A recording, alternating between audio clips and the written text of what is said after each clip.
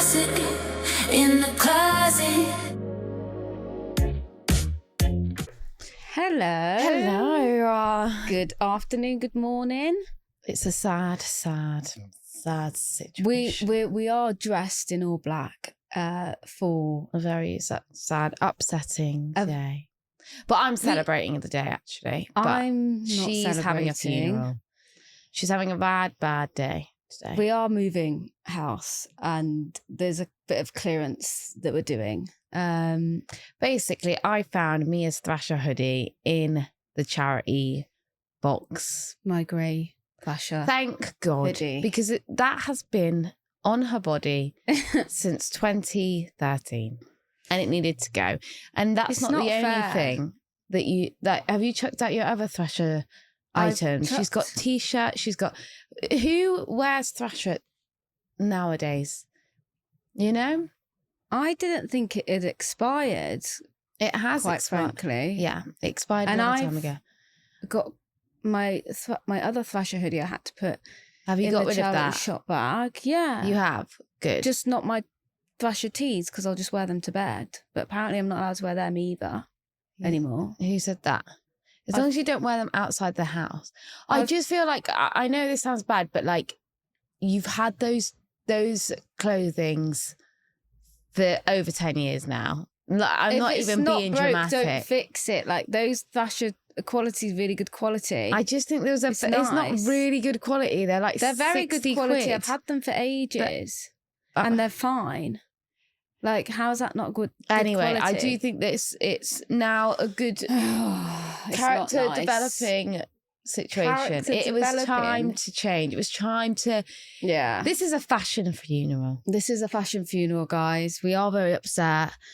Some things have to come to an end. But they're going to go to a new home. They are. It is going to go to a new home, It's which gonna makes go- me really, really happy. Because I Yes. can't wait for. But I do feel someone like we else should to have get had them. more of a ceremony. Like we should have burnt Like them a up memorial. in flames. We should have burnt them because they're so awful. How does burning them make anything feel good? Just like goodbye, end of an era. Yeah, You know, it is an end of an era. I feel like we should unfortunately. have some silence. I don't know how much Some silence silence. is needed during a podcast. We need silence. Okay. Ready? Yeah. Silence. Get ready then to be silent. Okay, also I did actually bring I got it out of the charity bag. What, can I keep it? No, you bloody can't keep it. I also brought What are you on about? scissors. You're We not cutting must it up. cut That them needs up. to go into the charity It's shop so to find a ugly. new home. It That doesn't. needs to go. No one needs to a that. new No one Don't needs this do that Thrasher because hoodie. he's Look been at in it. my life for a long time. No, Mia, Give you it have to to me. cut it up. Don't cut are you that okay? up, please. We're cutting it up. And what's that going to Because achieve? you have to say goodbye to me at like this phase of your life, honey. You can't It's time to grow. You still look like you're going down the skate park at 13 years old. Like, who wears this? Like, it's Don't cut it up. Don't cut it up. Mia, Shelby, stop let being that go in the charity ridiculous. shop. No, it has to go. It has to go. You just cut out the Thrasher bit. We'll give it.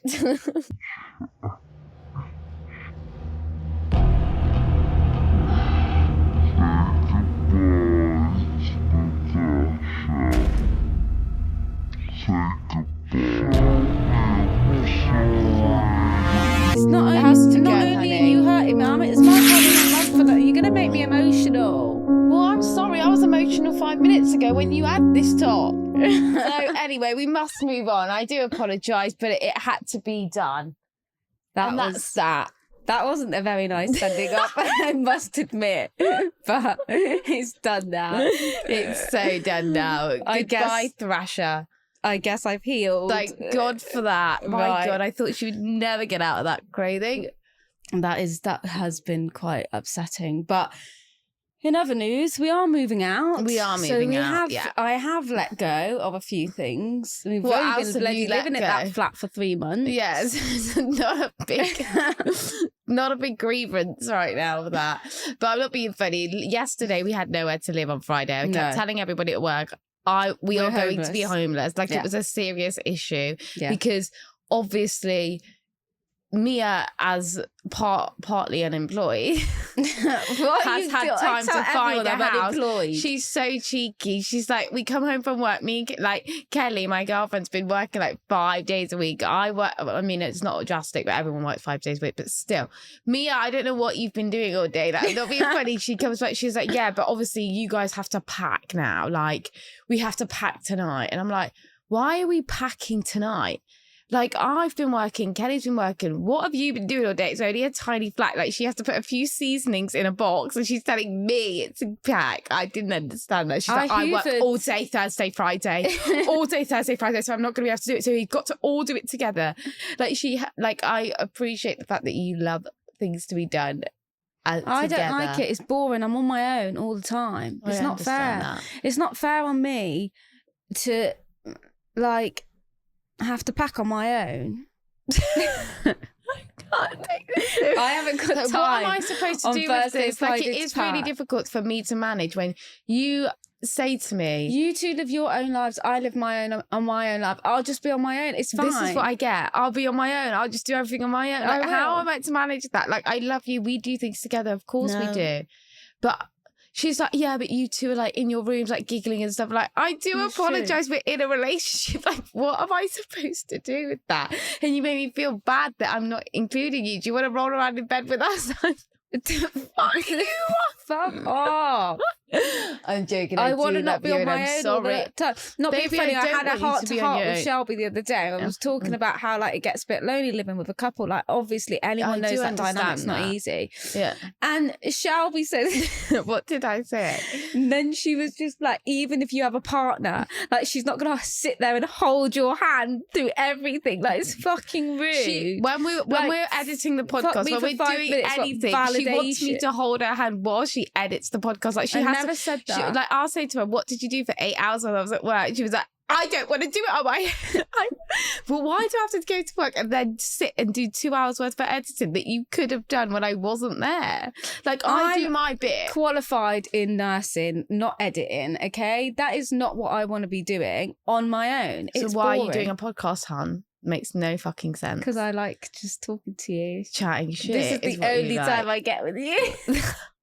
That is not. I'm lonely. Right, like, at least we've actually got time together. Let's move on. Let's move on. Right, gossip of the week this week. It is part 2. It is part 2, honey. And to be honest, this episode is my episode. So can you back off? Gossip of the week. This is the second part of our first kind of lesbian dating experiences, because we got up to the bit where Shelby obviously had got involved into a fight at the clock tower. Jesus Christ. At Christmas time. Yeah. And we would have only been still about 17 at that point. So I thought it would be a good idea, or Shelby thought it'd be a good idea, whatever, for us to talk a little bit more about our experiences in the dating world. Yes, and I thought we'd start it off with a little story from you, actually, because it is your episode this week. Exactly. So you were going to tell us all about the experiences when she started to date online, you know, Yeah, doing the old because texting. back when we were that age, we were using Back on the old days. Twitter. It was called Twitter back then, which is now X. And I remember I was speaking to somebody. Which we don't promote. But anyway, continue. No, I'm simply talking about my previous usage of the app. Right. So this was something that I used when I was 17. And anyway, so I met somebody online and we were speaking. She was from a different country and I was from England. Anyway, she was like different country meaning Wales. So basically you just drive over a 1 mile bridge that is the United Kingdom. Right. Anyway, point is we had decided to meet in the middle. Now, I was still 17, so I hadn't told my mum that I was going to travel all the way to meet somebody that I had never met, obviously, because she probably wouldn't have been very happy about that. And I remember we were all meant to go to Birmingham. We were meant to go to Birmingham together. I can't remember. Or did we make that story up completely? I can't remember. So for context, my sister me, my sister, and my auntie are all the same age. So we all used to hang out with all the time. So it was easy for us to fabricate some sort of, white lies to the old parents. So we could cover each other's backs sometimes. So the plan was Mia was going off on the train for two train jet to get. So she had to get a train to Birmingham and then a train to Bristol to meet this girl. And we had told my mum that my sister, and my auntie and a few of our friends were all going to go to Birmingham, which is only one train away, for a shopping trip. So that was the fabricated lie. But really, me and Georgia were still in Leicester, where we're from, and Mia was off on this trip. But we just had to stay out. We're obviously going to Bristol. I was going to go to Bristol, obviously, and we were going to be in Birmingham. And at the time, it was England, so it's really, really dark. It's winter and it's getting dark about 4 p.m. But I was obviously going to stay there till about 7 p.m. That was what happened. I had bought a child's ticket because although I was 17, I looked young. We did. And we did rinse the old child's ticket for a minute. Yeah. So basically you can, we were still buying child's ticket until we were like 18, but I think you had to be under 16 or 15 to actually qualify for a child's ticket, but no one would ever question you. Do you know what I mean? No. Anyway, point is, I'd spent the day with this girl, whatever. We went shopping, we went to the Christmas markets. I can't bloody remember what was going on. Oh, I did have quite the time, didn't you? Kissing under the old train station. This is my story. Sorry. So shut it, please. Okay. All right, tell your story. Bloody hell. We were going back to the train station. Yeah. And as we was going back to the train station, we wanted to say goodbye. Yeah, as one does. As one does. Anyway, so we were saying goodbye, and then I was like, oh, I've got a little bit more time. Like, let's go somewhere a little bit more private. For God's sake, just 17. Just to have a kiss. Like, come on. I'm classy. Right. So, no comment. Anyway, the point is, we were going around the corner and it was pitch black, but it was only 6 p.m. I mean, Jesus bloody Christ, it was 6 p.m. in the evening. So I remember this guy, he drove round and he was on a motorbike, and he drove round and he saw it was a dead end, and then he drove himself back round or whatever. And then there was these like two police officers, and as we were just kissing to say goodbye, we started walking back round because I needed to jump on the train. Now at this point it's probably about 6:30. And can I interject for a second? Because this is a key part of this story that you weren't there for, but yeah, go ahead. And I hate that. Yeah, but I was, and that's where you're going wrong here, because as a person who was fabricated in this lie, I was still trying to hold down my end of the bargain. So when you weren't replying when you were meant to be back, I started to have a panic attack. All right. So I just wanted to let you know that Mum was calling me. I had 10 missed calls on my phone. No. You're skipping me story. This is the problem with you. Don't get involved. Right. Go back to the story, okay? Fucking Nora, we'll get to you. Right. Fucking hell. 5 minutes of me time, will you let me?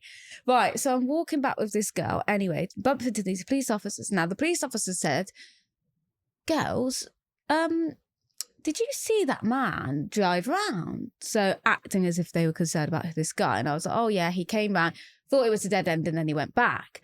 And then he started saying, so what are you two doing here? And I was like, oh, we just spent the day, just about to get the train home. Then he's like, where are you from? And I'm like, well, I'm from like the East Midlands, whatever. And then he was like, oh, did your parents know? Like, how old are you? And when he asked how old I was, the first thing I thought was, well, I'm about to jump on the train with a child's ticket, so I'm going to tell him I'm 15. So I was like, I'm 15. And then he was like, oh, does your mum know that you're down here? And I was like, well, honestly, no. But if I don't get on the train, she's soon going to find out. Do you know what I mean? Need to go home. Anyway. And then the other girl was, I think, a little bit younger, like 16. So, but she just kind of turned around and was like, I'm 15 too. Because I think she just couldn't understand why I said it. Yeah, she was going baffled with this crazy story, whatever. Then she was like, then they were basically like, because there's a man and a woman, these cops. And they were like, oh, can we bring you to the station? Like, you could be missing children. And I was like, well, I'm not missing bloody children. It's 6:30 in the evening. I will and be I'm missing it if I go with you, honey. Will I? I'm going to get home. It really, really, really, really peed me right off. Yeah.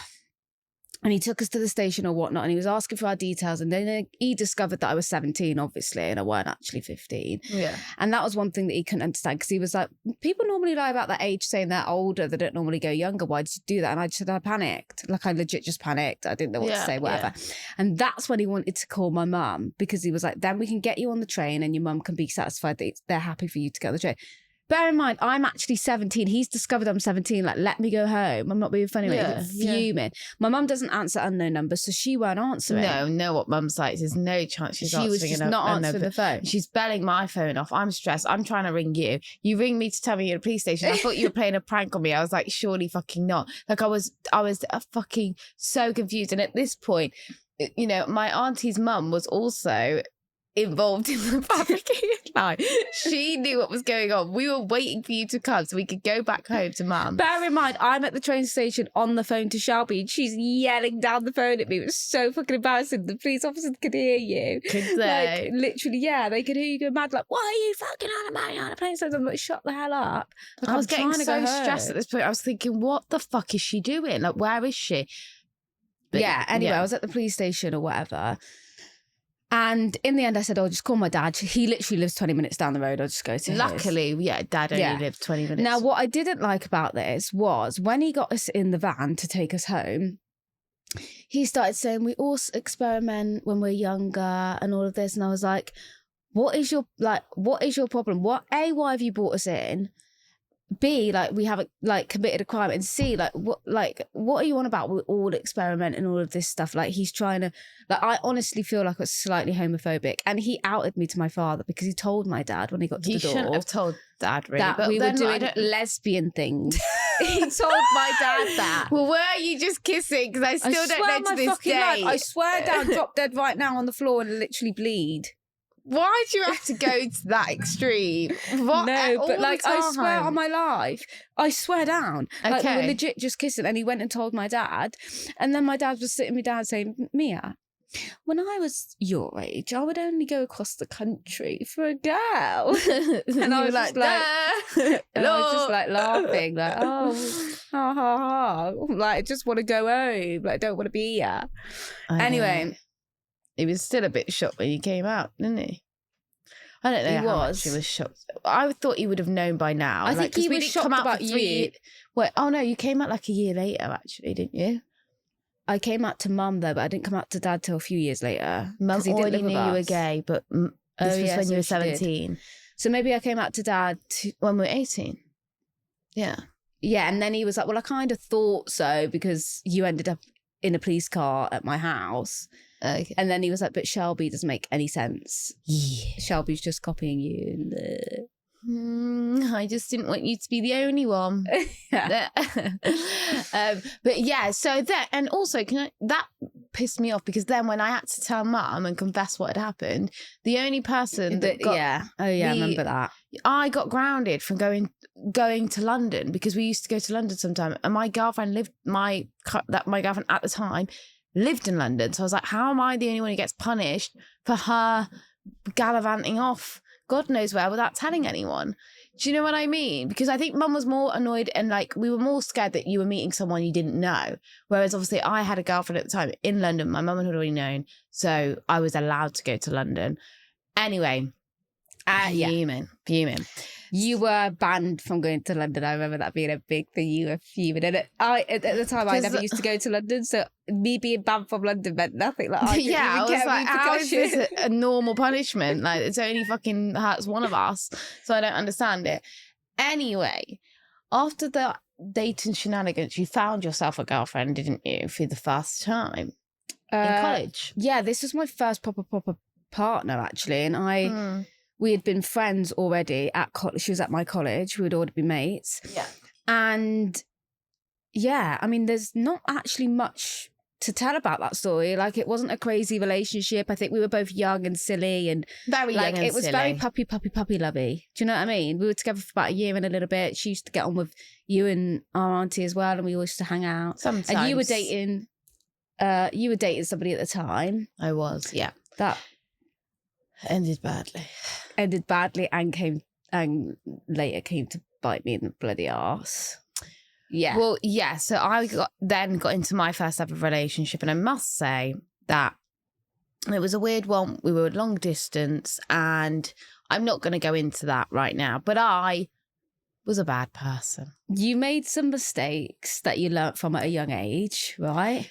Yes, I did make some mistakes, and it made me grow up as a person a lot. I hurt people, didn't I? You hurt people around you, but because I'm a bad person. But no, I was, and I was really sorry about it, and I was an absolute idiot, and I was young and dumb, and I know that's no excuse, but yes, I did make some mistakes in my first ever relationship, which actually made me not trust myself and like the person I was, and I think that actually changed me, because I think I was really out there and annoying and a bit like overly loud, confident, bubbly, as you may see. That maybe I come across that like that sometimes now, but yeah, so then that knocks me for 6, didn't it? So for 3 years, I was just not the same person. Yeah, so certain things happened there. So after that whole shenanigans with Shelbs, I then, when I went to university, I got into a relationship in university with somebody new. Now, I must say, that was probably like a really intoxicating love. Okay, so my college relationship had ended, obviously. It was relatively amicable. And then when I went to university, that's when I really fell in love with somebody. It was kind of like an intoxicated, obsessive, kind of overwhelming, probably kind of unhealthy. I would first love, probably unhealthy. It was very unhealthy, wasn't it? Jesus fucking Christ. yeah, it was. Yeah. So that was a little bit dramatic. It was a bit of a dramatic time in my life. I'm not going to lie. I'm going to say it was relatively toxic, is what I'm going to say. It was really toxic. I think that she was the first girl that you'd got with that was your type to a T, the girl that you like, the girl of your dreams per se. Yes. At that time.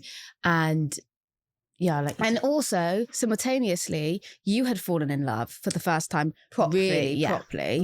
With somebody that you were dating. Yeah. Right. Yeah. There was a little bit of friction between me, my partner and me, and your partner and you.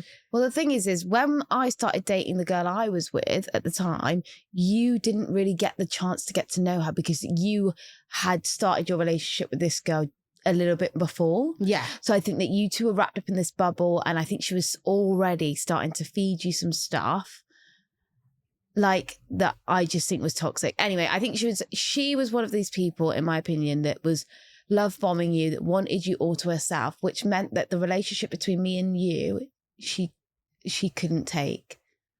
Isn't that fair to say? It's quite difficult when you're working with a narcissist, because what they want to do is they want to isolate you. Yeah.